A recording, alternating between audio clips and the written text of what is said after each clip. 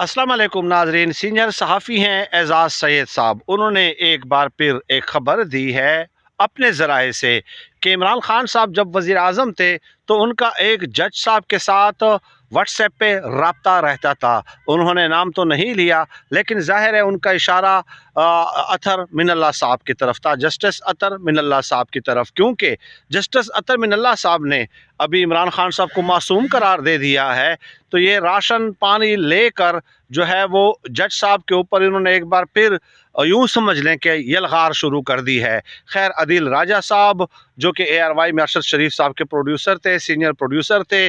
उन्होंने ट्वीट किया है कि जस्टिस अतर मिनल्ला साहब ने अदालत में मेरी मौजूदगी में इसकी तरदीद कर दी है, इनकार कर दिया और कहा कि मैं तो इन अदालत की कार्रवाई शुरू कर सकता हूं, लेकिन ऐसा करूंगा नहीं। अमाद यूसुफ साहब जो कि हेड हैं करंट अफेयर्स के ARY के, उन्होंने भी कहा है